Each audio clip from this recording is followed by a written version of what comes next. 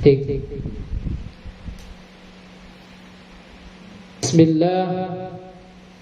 Assalamualaikum warahmatullahi wabarakatuh. Waalaikumsalam warahmatullahi wabarakatuh. Semoga yang jawab salam saya semuanya masuk surga, amin. Yang jawab salam saya semoga sehat walafiat, amin. Kita coba ulang satu lagi, semuanya biar kompak, biar masuk surga bersama-sama, amin. Assalamualaikum warahmatullahi wabarakatuh.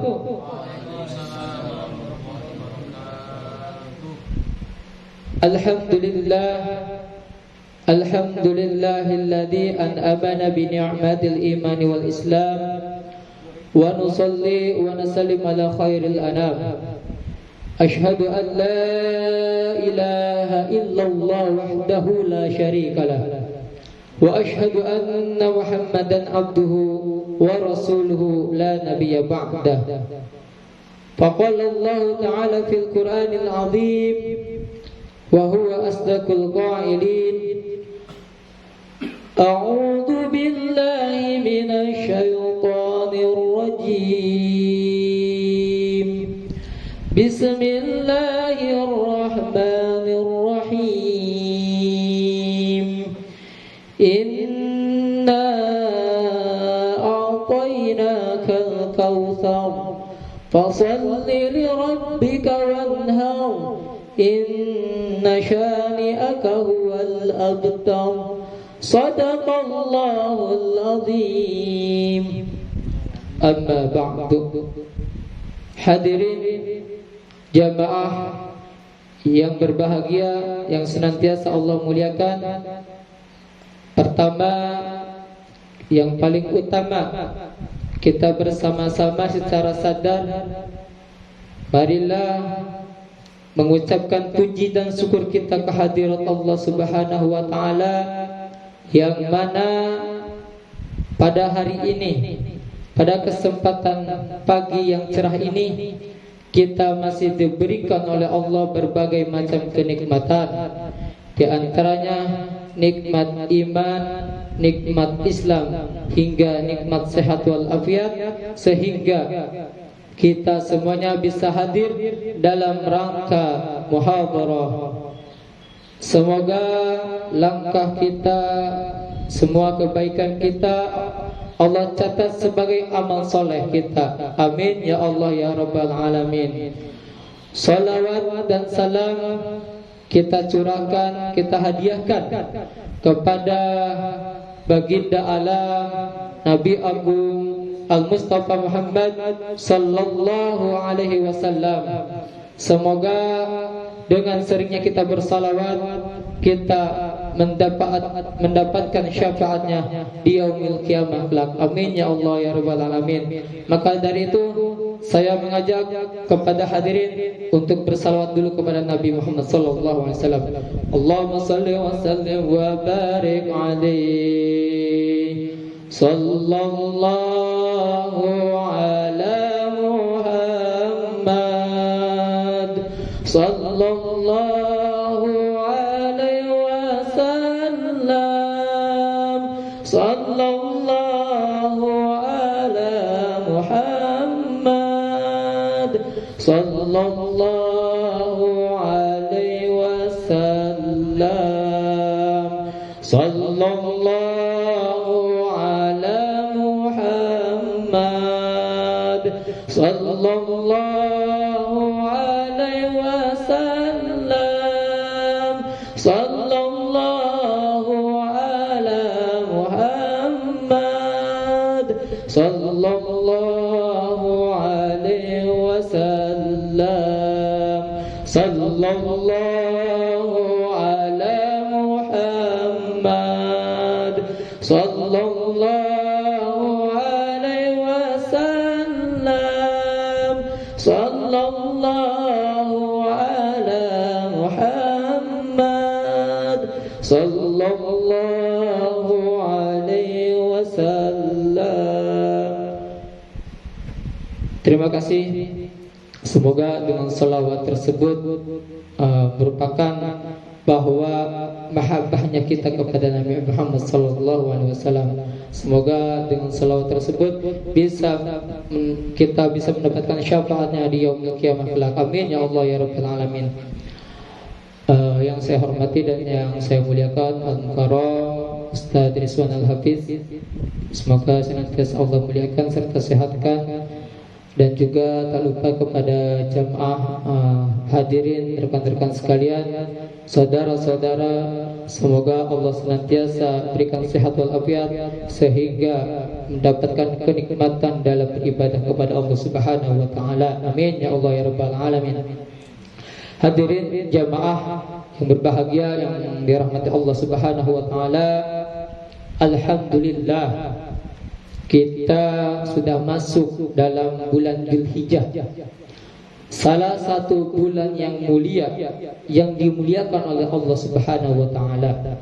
Sebagaimana sabda Rasulullah sallallahu alaihi wasallam, setahun ada 12 bulan.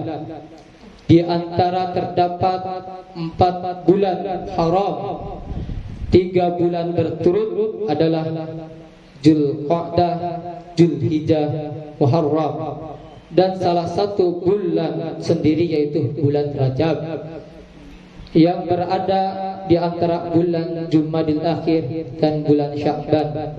Hadis riwayat Bukhari dan Muslim. Hadirin yang berbahagia, bahwa inilah kesempatan kita untuk mengambil keuntungan yang ada di dalamnya, di mana pada bulan tersebut, bulan Dzulhijjah, memiliki keutamaan yang besar. Sebagaimana firman Allah Subhanahu wa taala di dalam Al-Qur'an surah Al-Fajr, A'udzu billahi minasyaitonir rajim, wal fajr, demi fajar, walayalin ashr, demi malam yang 10. Di mana menurut Imam Ibnu Katsir rahimahullah, yang dimaksud dengan malam yang 10 adalah hari awal bulan Dzulhijjah.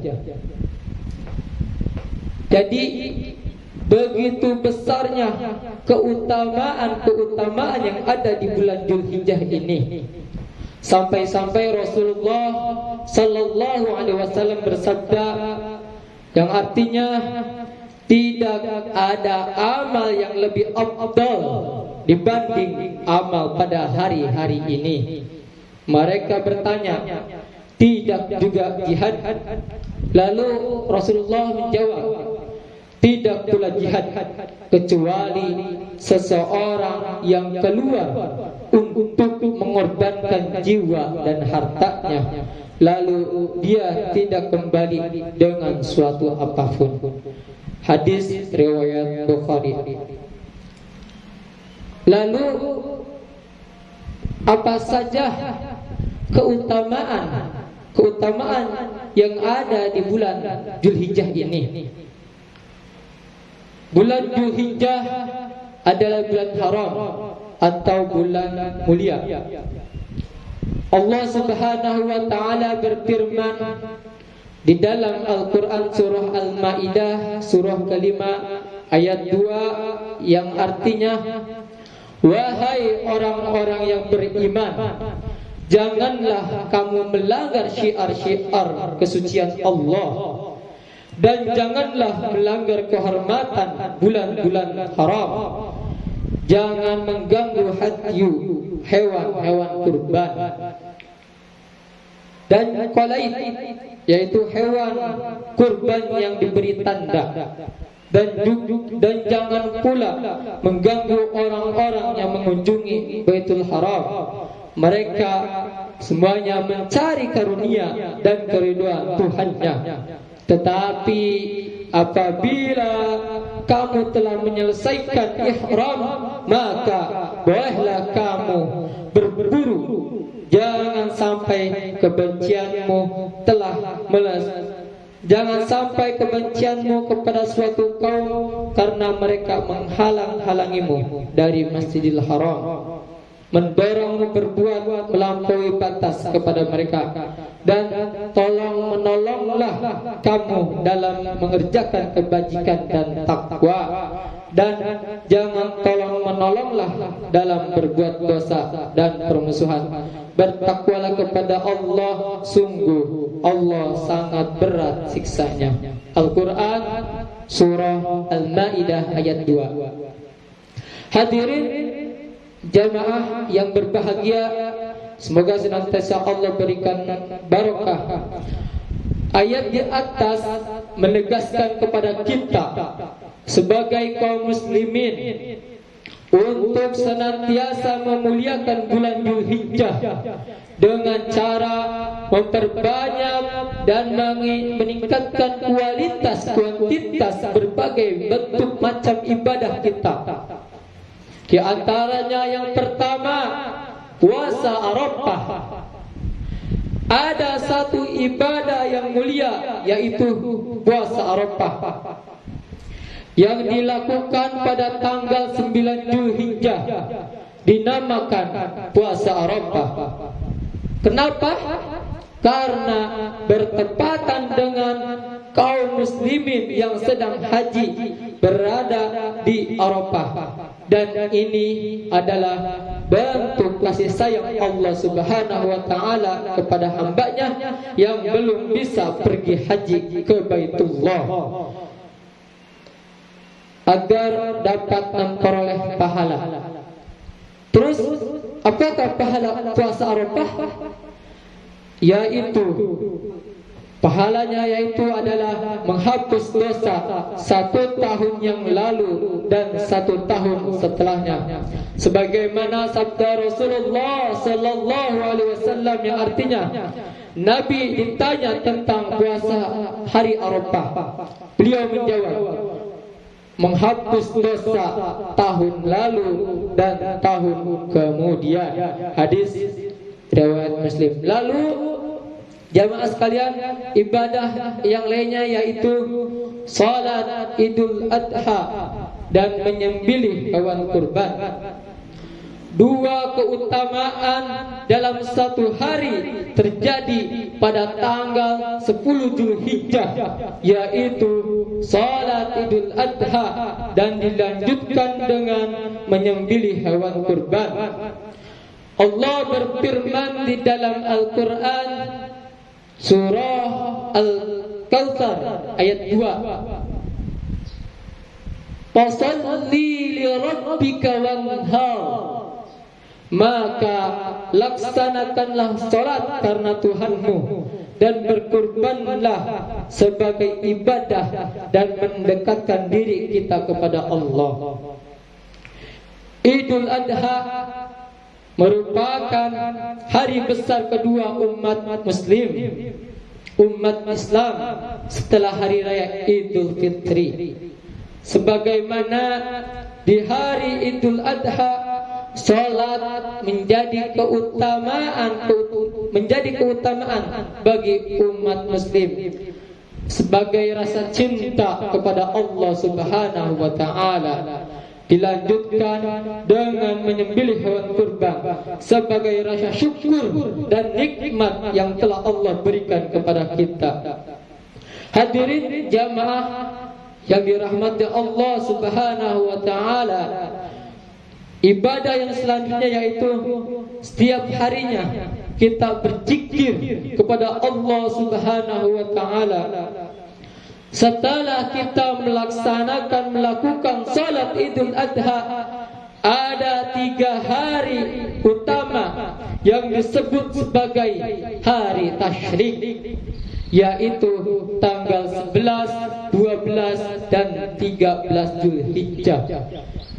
Pada hari itu kita semuanya dianjurkan untuk memperbanyak zikir, mengagungkan Allah Subhanahu wa taala. Sampai-sampai Rasulullah sallallahu alaihi wasallam bersabda, yang artinya hari-hari tasyrik adalah hari-hari makan dan minum dan hari berzikir kepada Allah Subhanahu wa taala. Hadis riwayat Muslim. Maka dari itu kita untuk senantiasa mengingat berzikir kepada Allah Subhanahu wa taala di awal-awal bulan Dzulhijjah ini. Yang selanjutnya ibadah, yaitu ibadah haji. Kenapa ibadah haji? Ibadah yang paling utama di bulan Dzulhijjah adalah ibadah haji. Beribadah ke Baitullah Mekah bagi yang mampu.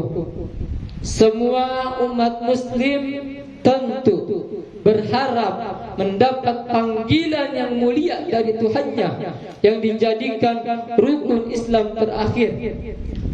Rasulullah sallallahu alaihi wasallam bersabda, dari umrah ke umrah adalah penghapus dosa yang dikerjakan di antara keduanya, dan haji yang mabrur balasannya tidak lain adalah surga. Hadis riwayat Muslim.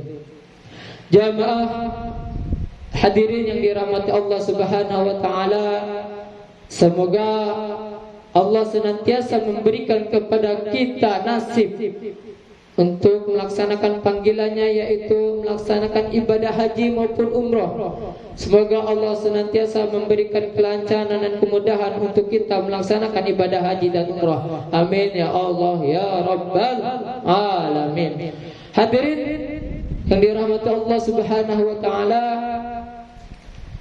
mungkin itu saja yang bisa saya sampaikan pada kesempatan hari ini. Semoga bisa bermanfaat khusus bagi diri saya pribadi, umum kepada jamaah hadirin sekalian. Mungkin bila ada perkataan yang benar, itu semata-mata datangnya dari Allah Subhanahu wa taala. Bila ada kata-kata yang salah, itu adalah salah satu kebodohan diri saya pribadi. Untuk mengakhiri tausiah ini, ada satu nasihat, yaitu salah satu pengertian terkejam dalam hidup adalah membiarkan pikiran yang cermalang menjadi budak bagi tubuh yang malas, yang mendahulukan istirahat sebelum lelah. Dengan nasihat ini saya mengajak kepada semuanya, mari kita terus dengan berada di lingkungan yang alhamdulillah, mari kita bersama-sama memperbanyak bukan sekedar ilmu, tetapi memperbanyak amal-amal soleh, memperbanyak pahala. Untuk apa? Untuk bekal kita di akhirat. Karena apa? Karena sesungguhnya amal solehlah yang membawa kita selamat di dunia maupun di akhirat kelak. Amin ya Allah ya Rabbal Alamin. Billahi taufiq wal hidayah. Assalamualaikum warahmatullahi wabarakatuh.